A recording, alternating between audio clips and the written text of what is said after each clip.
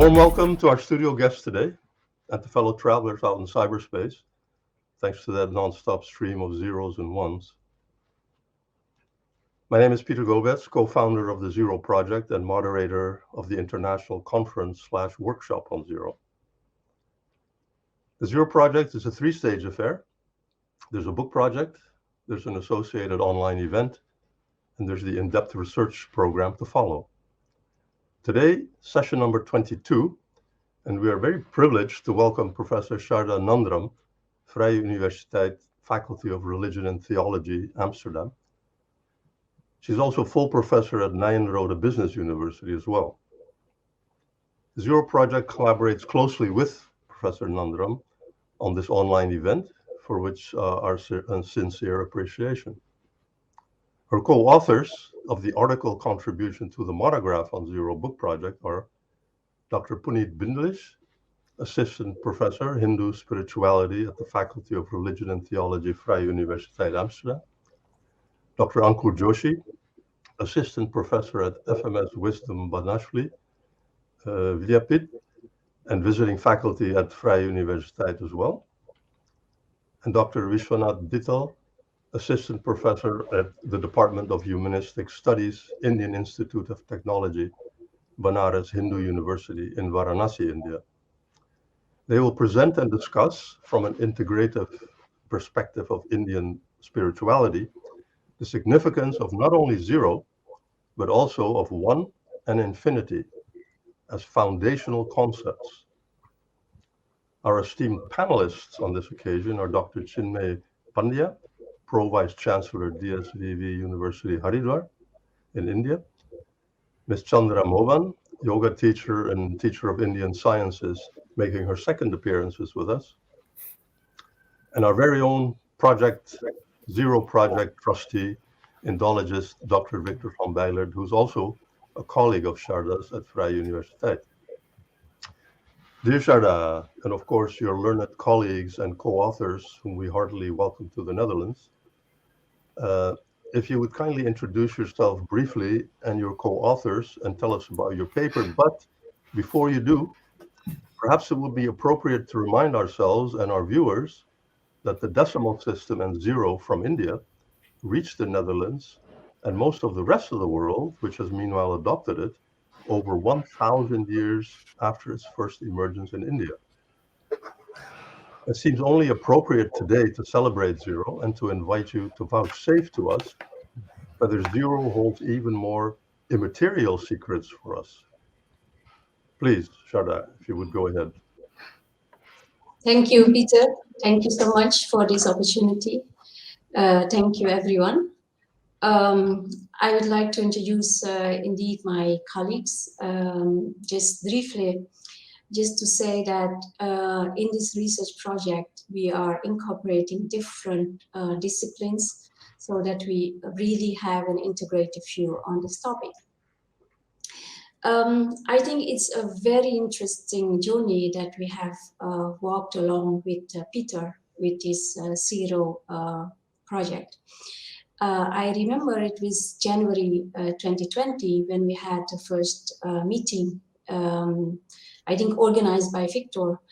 And when he talked about zero, I thought, how can I contribute? I'm not having any maths background. I don't bring any historical views on it. So what can I do? So I offered Peter saying that we can host a conference, but I don't know whether I could be helping with the book chapter. So I'm very happy that after many conversations, he could convince me that there is a scope for me on this topic of zero. And today we will be presenting some initial thoughts on how zero, one, and infinity can be put together to bring a spiritual lens to these concepts. So my colleagues, Dr. Bindlish and Dr. Joshi and Dr. Dhital, all four of us, we have been discussing about these topics. I would like to go to the PowerPoint presentation, just to give you some more background on why are we going to talk about not only zero and why are we bringing on 1 and infinity. We will give a brief background, and in the background we will present another collaboration that emerged after the introduction of the Zero project, which was done with art gallery here at the Vrije Universiteit in Amsterdam. Then we will present some brief about the research approach. Then we will talk about 0, 1, and infinity, the concepts, and then we will have some panel discussion. Next slide, please. Okay, so actually, when we start looking into the literature, we thought 0 usually is connected to things like divinity or nothingness or existence, but it's also very much used together with 1 infinity. So why we should not look at all 3 together? That's why we have talked about the integrative spiritual perspectives, which is based on integrative worldview. When we started to think about 0, 1, and infinity, we thought, is it something interesting only for mathematicians, or is it also interesting for other fields? When I was invited by the art gallery to talk about or give my reflections on 0, which I will show you in a minute, I saw that it is a topic which can engage many different disciplines. So for that project, different professors from different disciplines gave their views on 0, their reflections by looking at some artwork. I will show now in a few seconds the artwork which I was reflecting upon. Please show the video.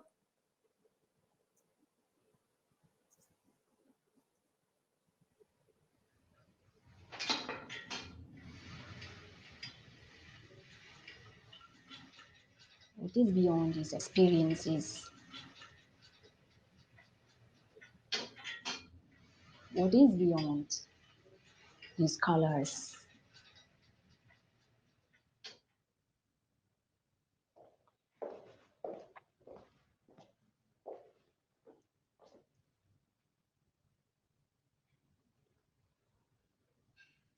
It's inviting me to come and play. Okay, this is nice. Now I'm really feeling like a child, enjoying the colors. So many nice colors. They are finding their own path in the whole universe. It also reminds me of our own movements from childhood to, grown up. Because there are so many movements and you can't predict the movements, because there is no movement up, up, up like a linear path. Sometimes it's like you are walking and you think, oh, I'm reaching something, and then all of a sudden it's like, no, I'm falling. Same like these colors. Some are moving up, some are falling down, but you have to enjoy it, because otherwise you will become crazy thinking, oh, I have to reach something. But spirituality is not about reaching something. It's being.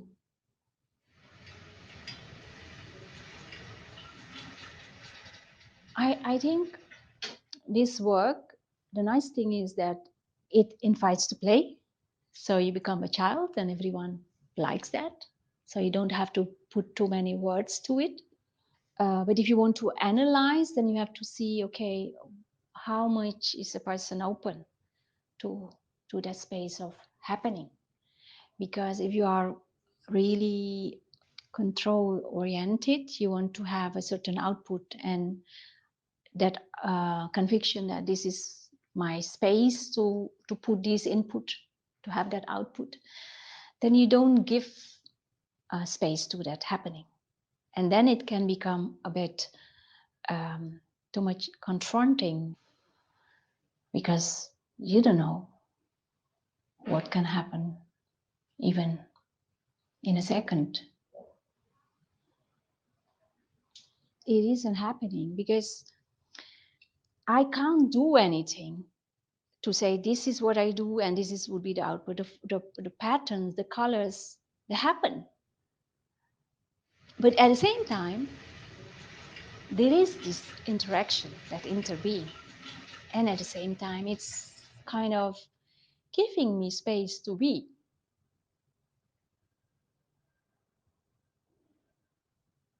For me, it was inviting to go to the boundless realm of infinity. And I also saw the bubbles, and that reminded me of zero. To me, zero is in the middle between infinity and form, an unmanifested realm in us. And I think this work reminds me of that realm. Zero is like home in spirituality. And I like being at home, as everyone.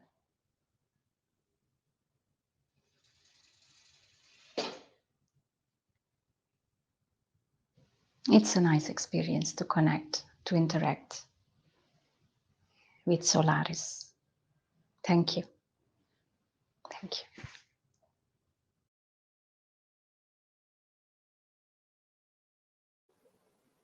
Okay, thank you. Thank you for looking at my reflections. I was not at all prepared when I was invited to see that artwork. So why I'm showing that is to introduce that spirituality is about moving beyond those things that we see in our daily lives. So actually it is about connecting to the unknown. And when I reflect on zero, I really find that connection with spirituality. Next slide, please. Yeah. When we started with the project, we looked into several sources and, of course, several of the Hindu scriptures we looked at, and some of them are mentioned in the book chapter. This one is from Goswami Tulsidas. What we try to do is to say that zero is not solely appearing in the text. It's many times together with infinity and one. So this part is talking about the whole universe can become zero. All that is infinite can be reduced to zero in case of absence of the name of the one divine, which is the spiritual component. And in its presence, it becomes multifold. Next slide, please. So what was the motivation for us to spend time on zero? Because zero was not on our agenda for our research. But in our research, we said two things are very important: the concept of spirituality and the concept of integrativeness. In one of our works, which was expressed in my inaugural lecture for the Vrije Universiteit in Amsterdam, was that how can we move from how we do things to why we exist? So actually the movement from doing to being. And for that research, we studied many definitions from different backgrounds, people working in well-being context, people working in a religious context, people working in management. We looked at 140 definitions, and analyzing them led to a meta definition, which is here, saying that spirituality is any entity's quality of becoming aware of the connectedness with its existence beyond perceived existence. So 3 words important: quality, which means we can develop, connectedness, and beyond perceived existence. In our research, integrativeness has become a very dominant foundation. And also for integrativeness, we did extensive research, and we published it in this book, Understanding Integrative Intelligence. And the definition we made is: integrative is the intent of relating all possible aspects, perspectives, and purposes under holistic understanding of any context towards a coherent view among all observers of the context in focus, without discarding any aspect, perspective, and purpose. So this helps us to push us towards finding the connectedness with others in our work. Next slide, please. So when we started to study all the different literatures, we said, oh, there is out there a fascinating world of numbers. In different ways it is expressed. And what we also realize is that although we thought it is much more linked to mathematics, we saw that there is a connection with spiritual dimensions too. So we became curious to look at it and imagine how we can inspire ourselves and what kind of patterns do we see in the nature. So while doing research on 0, 1, and infinity, there is an ambiguity of numbers in modern applied science. And we see, although it is largely applied to the materialistic realm, there is also space for the spiritual realm, and that is what has our main interest. So we don't want to talk about a mathematical approach to 0 or a historical view on that. We are interested to find out what is the thought pattern behind 0, 1, and infinity, because then we move towards that field of spirituality, because we are also interested to know what can we learn from it for future possibilities. In exploring 0, 1, and infinity, we said, let's move to an integrative worldview, because largely the literature so far has been focusing on 0 from a more linear perspective. Next slide, please. So in our research, after reading the literature, we defined the following research question: how does 0, 1, infinity help us in understanding spirituality from an integrative perspective? And actually the more applied research question is then, can a richer understanding of a spiritual perspective to 0, 1, and infinity help infuse spirituality in other domains through a holistic application of 0, 1, and infinity in those domains? As said earlier, the theoretical foundation is largely influenced by spirituality and an integrative worldview. And the type of paper that we have written is a conceptual paper, and we have used ancient and modern scholarly literature to revisit the ontology of 0, 1, and infinity, and how that can become relevant for the field of spirituality. Just a brief note on the research approach. We acknowledge that 0 and its origin are a complex phenomenon, and these concepts are found in ancient scientific and cultural literature of different civilizations. We propose an integrative perspective so that we search for arguments to build the ontology of 0, 1, and infinity, for getting an integrative grasp of its relevance for society. And upper right, you will see what I mean by integrative. You see a reality out there in this ball having different colors. So when we talk about integrative perspective, is that we are trying to understand any phenomena by looking at these different viewpoints. We have studied selective ancient Sanskrit scriptures, and we have followed a hermeneutic approach, and mainly a hermeneutic of contemplation in building up our conceptual paper.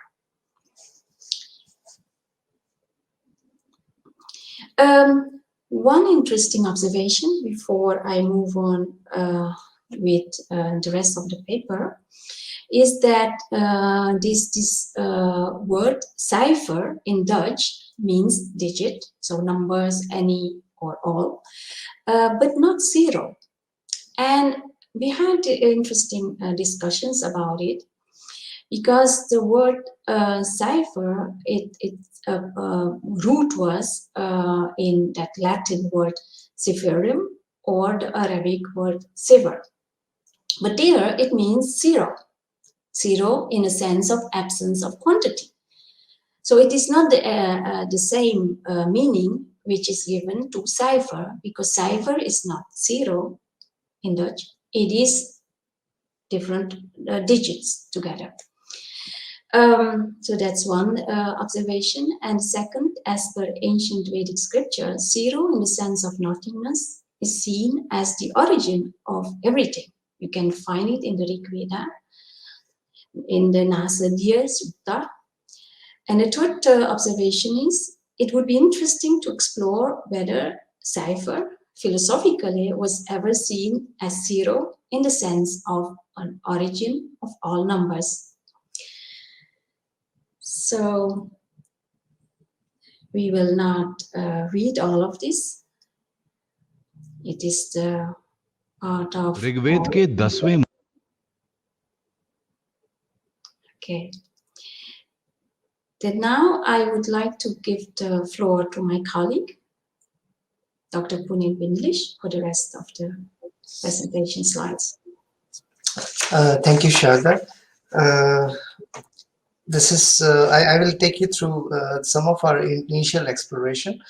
Before that, I would like to give a brief of how I got interested into 0, 1, and infinity, because this interest takes me back 10 to 12 years back, when I was visiting Gurukul for my own learnings.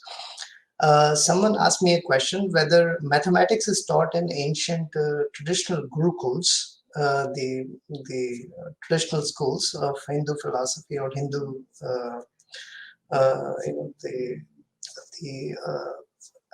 the old schooling system, which is apart from the modern education system, which still exists.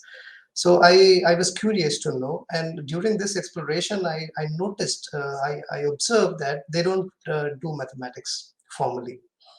So how the numbers are introduced to them, really. So I noticed that in contrast with the schooling education and the traditional education, their relationship to numbers for the first time is through eternal objects which are not our everyday material objects. Like in school, you learn the things like there are 4 pencils. If I take 2 pencils away, how many remain? So your notion of numbers is with some material objects. Here in Gurukul, the numbers are first introduced with some internal objects. For example, the truth is 1, or some abstract thought forms. So 0, infinity, and 1, incidentally, is also part of those, the number system, which is introduced to them through various thought forms, which are eternal or very abstract in nature, and which develops them in a certain way. In the Zero project itself, I was listening to one of the neuroscientist, research that he's working on, something that what is the neurocortical activations in our brain, which happens when we interact with 0, 1, 0 or infinity, especially these concepts, as compared to the numbers which have finite significance in our day-to-day experience. So in the next few slides, I'll take you to how we see that how these are intertwined. So first is let's see between 0 and infinity.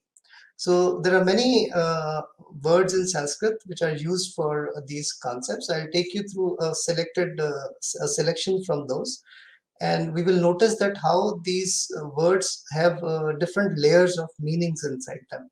So one, the most popular of them, which is used for 0, is shunya, which denotes the absence of anything. From a pure mathematics or a quantification point of view, it can be interpreted as its literal meaning.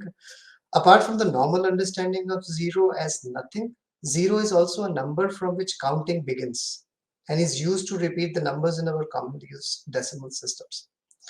The thing about, there's another connected concept is anta or samapta, means something that has been reduced to 0 or end or completed. This links to the notion of infinity also in one direction, as ananta, another ontological concept for end, means something which has no end.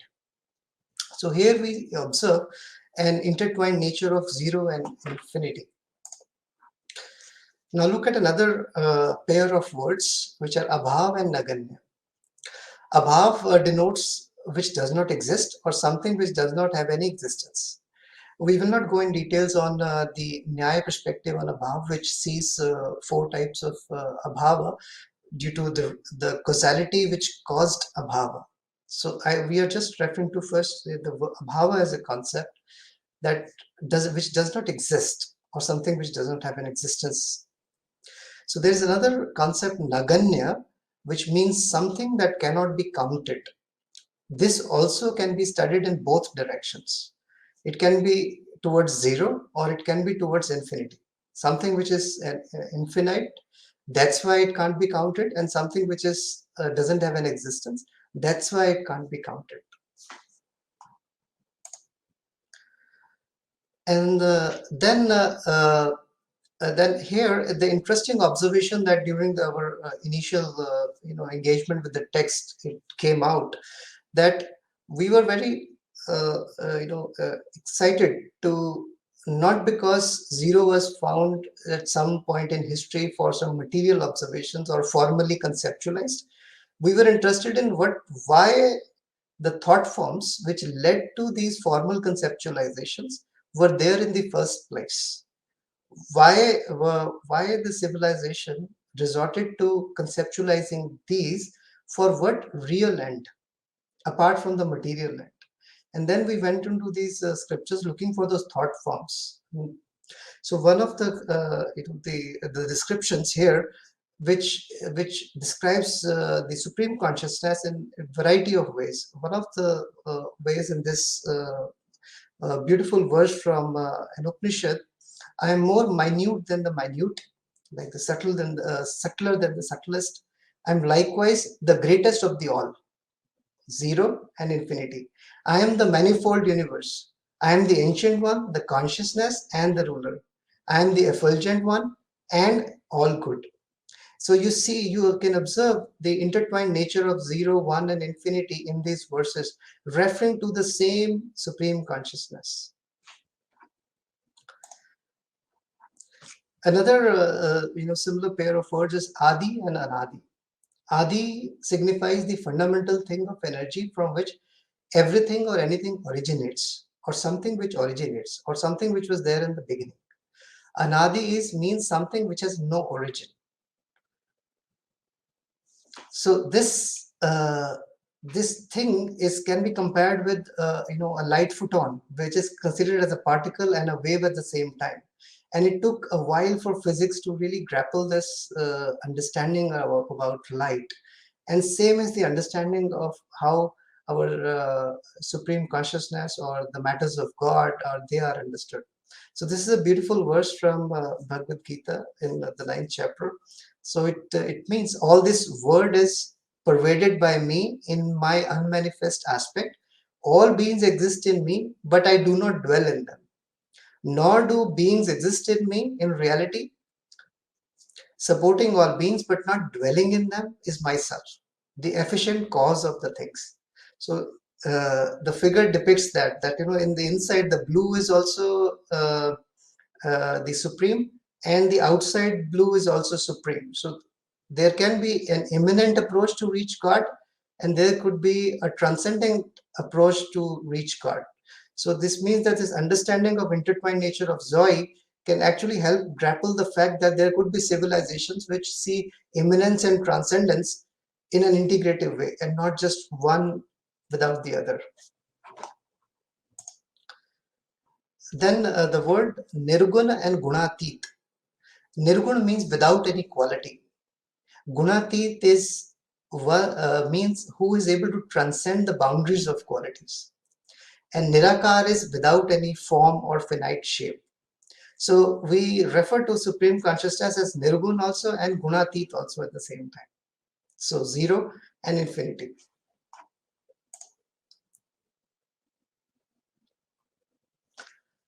So as I earlier mentioned, there are many verses where the nature of the Supreme Consciousness is described as minuter than the minutest and the biggest of the bigger of the biggest at the same time, and at the same time inconceivable. By the way, that artifact is also part of the wonderful thing which Zero Project has led us to, collaboration with different disciplines, including the art. So, there are three ways of actually grappling the unknown with us. So it's when we see the unknown as qualityless and formless, so that's zero. When we see that it has qualities and it has form, then it's one, a finite thing. When we see that it's qualityless and with form, then it's infinity. So which is being referred to as namely Nirgun Nirakar, Sagun Sakar, and Nirgun Sakar respectively. I will invite Sharda ji to take it from here and give a concluding remark for the presentation. Thank you, Puneet.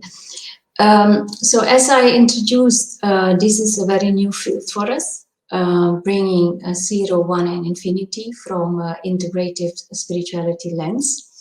So what we want to do in the future research is we want to explore the ontology and epistemology of spirituality, and then see how zero, one, and infinity is able to help us. This is a model which I'm going to present in my inaugural speech very soon.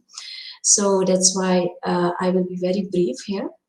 But what we have tried to do here is to say, okay, what is the place of spirituality? And we see that in the modern scientific approach, there is not always enough methodology or approaches in the terms of conceptualizations to bring spiritual experience in words, in research. So spirituality still has a lot to do. Actually, the field has to be developed towards a discipline. And as I said in the beginning, spirituality is about touching the unknown. And the unknown is can be seen on a continuum from known to unknown. And part of it can be experienced, maybe not put directly in words. And in scientific approaches, we want to have usually the objective nature of words and phenomena. But if we talk about spirituality, there is a whole continuum leading towards the unknown.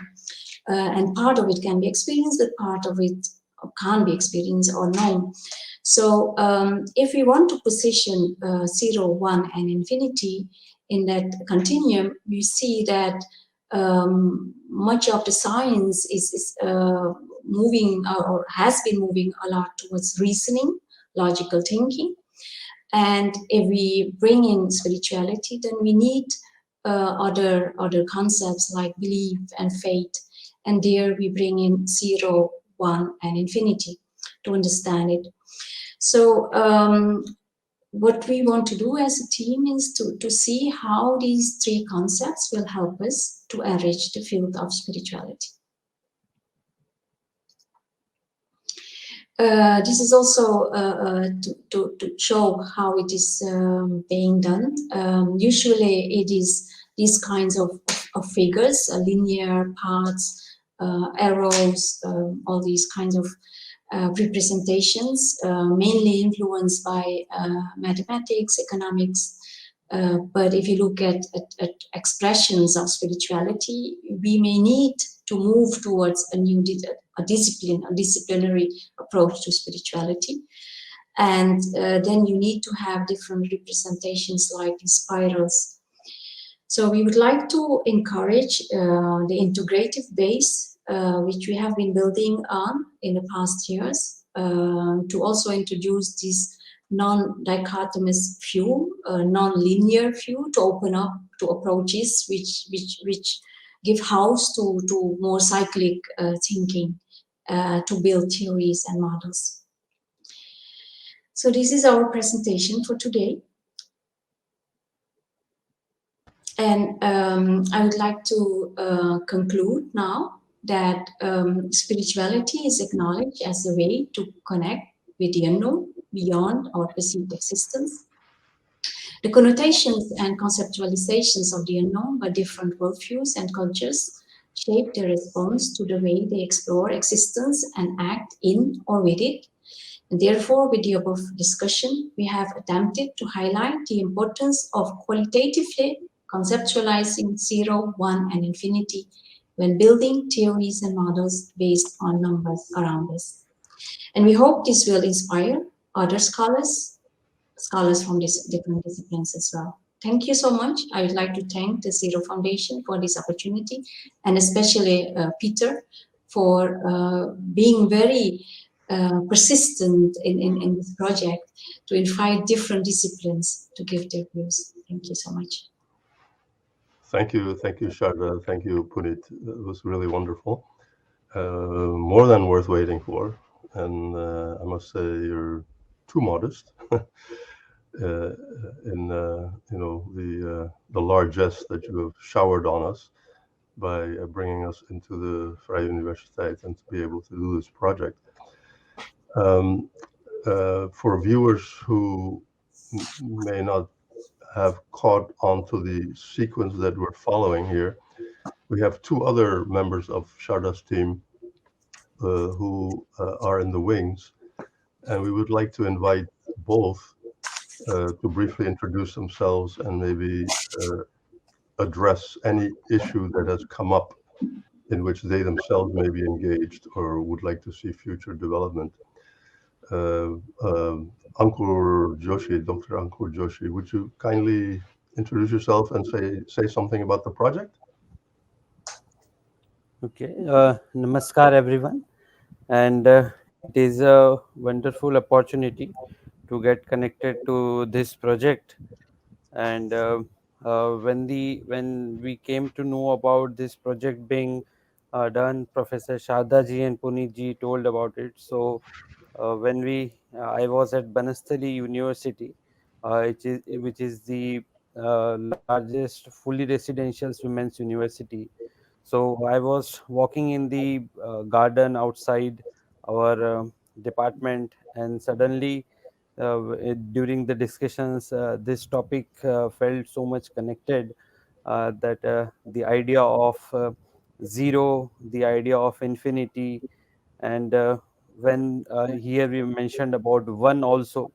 So I and Puniji, when we were here at India, we went to a Gurukul, and in one book on Tarka Sangra, we read an idea of how the sky, which is one, it can be infinite too. So all those things, all those discussions that we had that time, we got good opportunity under Professor Sharda ji to bring in here. And so the idea of zero, all numbers, or infinity came in. And one of the great scholars of India is the Shankaracharya ji of Jagannath Puri, Swami Nishchalanand ji, his lecture on Vedic thoughts and ideas of zero. So it was also refreshing to read about this, and through this project we we got to learn so many things. So thank you everyone for this opportunity. Thank you, Ankur, for your contribution to the paper. It may not be immediately apparent in reading the paper, the monograph chapter that you're contributing, what your share may have been, but I think very appropriately we should take an integrative view that the paper too was a collaboration agreement. Vishwanathan, you've been so patient. Please take the floor, and I'd like to hear your thoughts, please. Namaste everyone. Thank you for having me. So actually I don't have to show much, and Puneet ji and Sharda ji, they invited me to work in this project.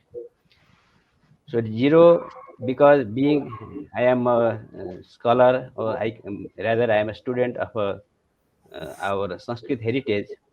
So I read Upanishads, I read Gita, I read Darsanas, Sutras. So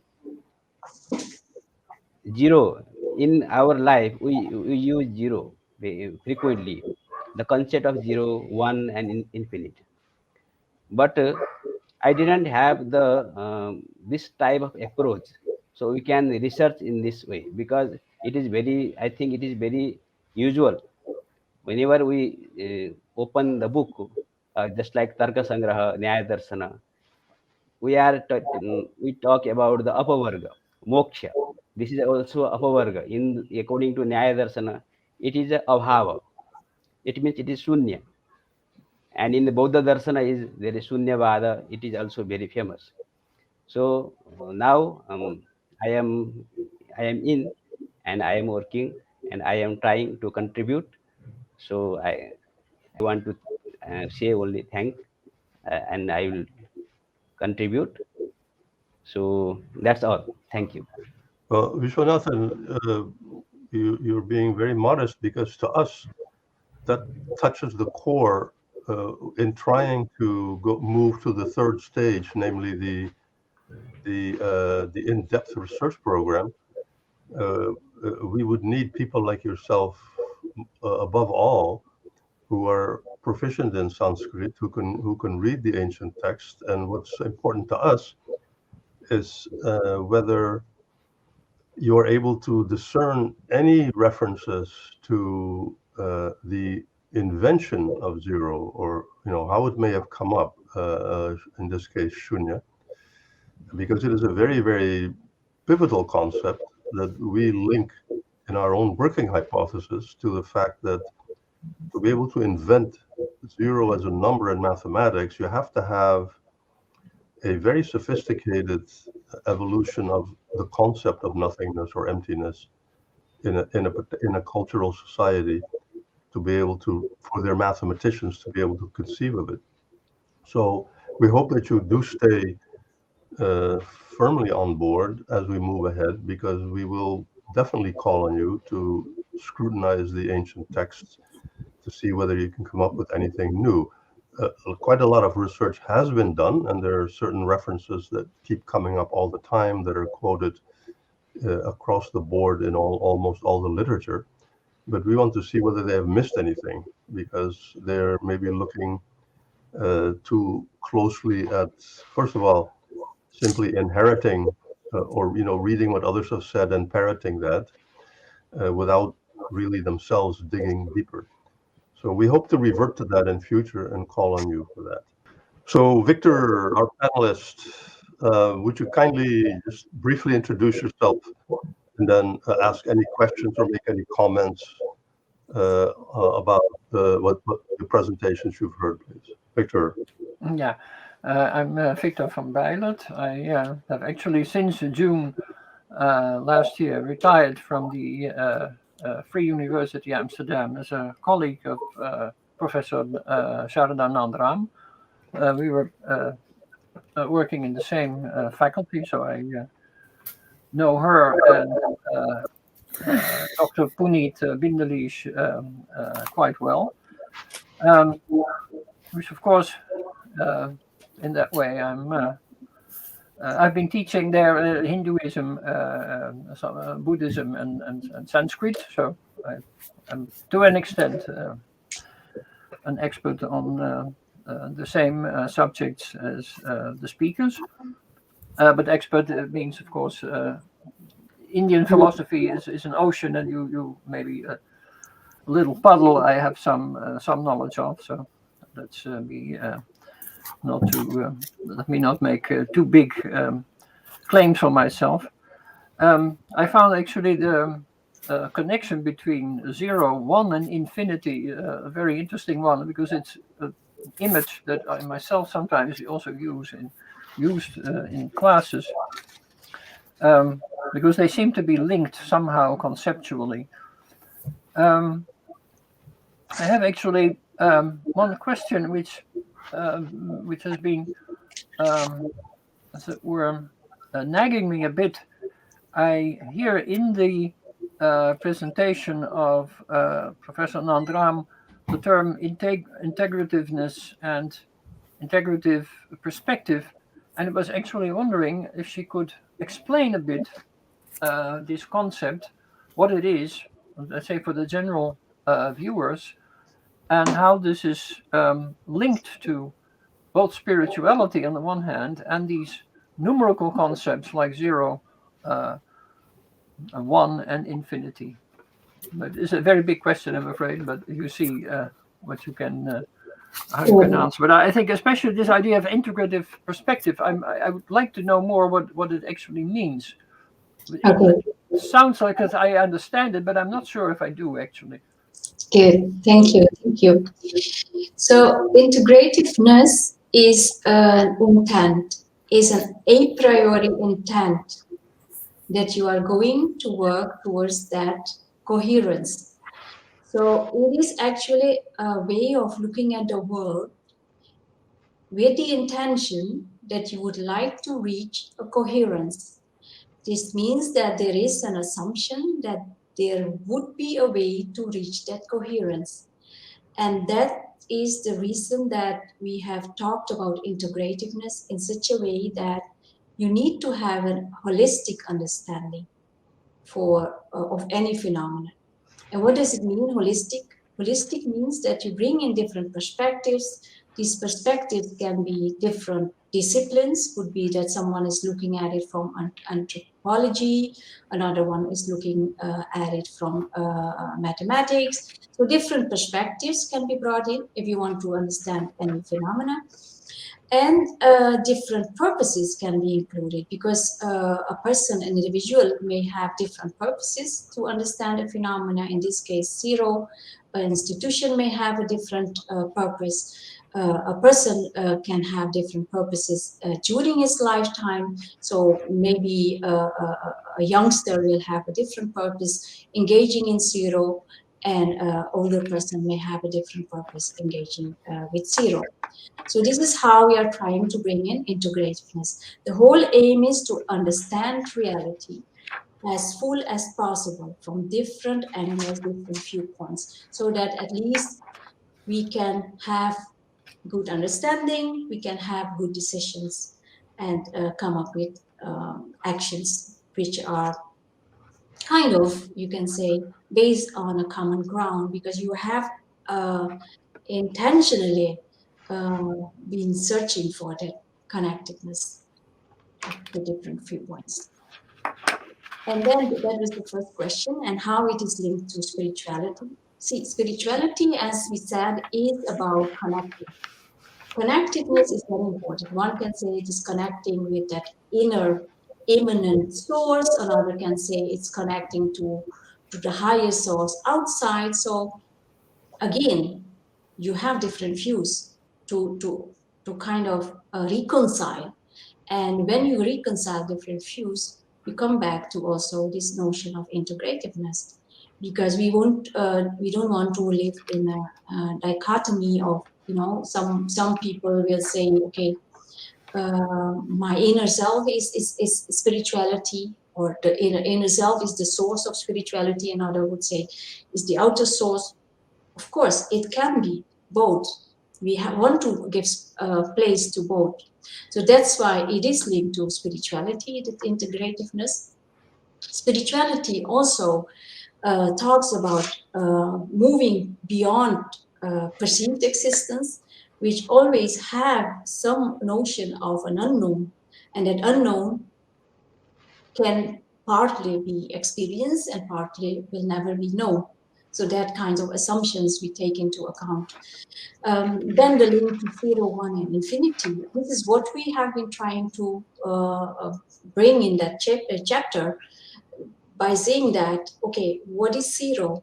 If we do any meditative practices, we are trying to take out, all kinds of thoughts in our process. So we are trying to make our thinking 0, you can say. So at the same time, if you move beyond that notion of 0, like in transcendental meditation, you get the mantra, you have that mantra mentally, and you move to that 0, and beyond a certain point of that 0, you go to that infinite source of creativity. So this is how it is being linked with spirituality, 0, 1, and infinity. Victor, does that answer your question? Do you have any follow-up? Well, of course, it does answer the question, and follow-up would be another 2 or 3 hours, I'm sure. So I think we should move maybe to another panelist. Okay. Chandra, thank you very much for these adversities that we have foisted upon you in getting to this point. If you would kindly, we have come to meet you in a previous appearance, but if you could just briefly introduce yourself to the audience and then ask any questions or make any comments that you may have after what you've heard. Chandra. Well, very few things to say. As a yoga teacher right now, it's very new. That means 15 years, since 15 years. But long term of research for the zero and the shunyata from the Buddhism. That reminds that we are in between sky and earth, in the middle, and zero is the knot between the two words. So that's a lot of questions that we have no answers, and I have not a mathematical notion. I just know a little bit about the history and how it came to us, but at the same time, there was that notion everywhere in the world. So, but everyone has not meaning to make the concepts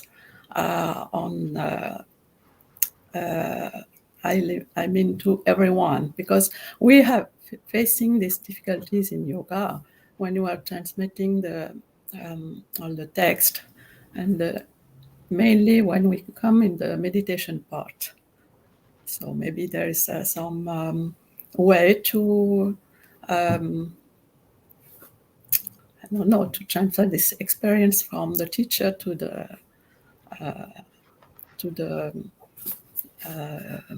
people, as we deal with everyone, not only with students. So the metaphysics and the philosophy are very difficult to share. I don't know if you have some suggestion about this, and especially in Paris, where the rationality is more above the irrationality and intuition. So we are, just as the teacher here, dealing with that kind of thing against philosophers and the College of France. So yoga has been here since a long time, but we have to deal with all these things. So I have nothing more, and thank you to let me share all these things, but we have no, it's a long time. I mean, at least a century dealing with all this. But when I look into yoga nowadays, it's taking another way for me. So thank you for being there. Chandra, from what you said, I understand that in practice, you are very mindful. Properly always. Some things, or maybe I have a different difficult connection. Sorry, please give me a. Can you hear me? Yes, Mora. Okay. No, I just meant to say that from what I know in this brief time that we have met, is that you do this in practice. You're a yoga teacher, and Indian sciences you take on board. I suppose you must identify or recognize what Sharda and her colleagues have been saying, and it's something that you do in practice, right? Not so much in theory or academically, but that you try to fulfill immediately in your own life and in the lives of your students. Do you feel that you are being successful in that sense? Do you achieve in yourself and others what you set out to do? Is that your experience after so many years of practice? Yes, this is. I don't know how to share that actually. From what I heard now, because this is my research, personal research, and there's something else which is not always understood from others. So I don't know if I'm trying to get you something. Oh, no, I think that's the whole secret here, is that it's not something that you can convey in words, and that's why you have to move beyond words. And because we are so rational in the West and generally worldwide, that it's a very difficult exercise. But people like yourself and Sharda and her team and others who are at least sensitive to it will try to find ways around this. This is a huge challenge for us as well. The Zero Project, as a matter of fact, is kind of an extension of that. It's a modern trope, a modern argument that you can present in a different way that really amounts to the same message. But because we chose zero, because zero is undeniably extremely important in the modern world. And if you take zero seriously, that's our way of thinking. If you take zero seriously, then you would also have to take the underlying philosophy that possibly facilitated its invention seriously. And so we're taking a very long roundabout way of basically conveying the same thing that Sharda is talking about, that you were talking about, from different perspectives. So I appreciate you. This is not a foregone conclusion that everybody would be interested and like to join. So I thank you for taking your time and your perseverance and staying on with this. And so now, having heard the panelists and also the caveat that there will be many more questions, that it would be running too long and we have to keep it to about an hour and a half maximum, is that we would like to then wind it up, thank all of the speakers and the panelists and the viewing audience for their patience, and stress that this is one of the last sessions in the online series. So for people who want to see whether there be any future sessions in the rest of the month and April, you please check the website and our updated program. So thank you again all very much for taking time on your Sunday afternoon, and I hope to see you all again in the near future. Thank you.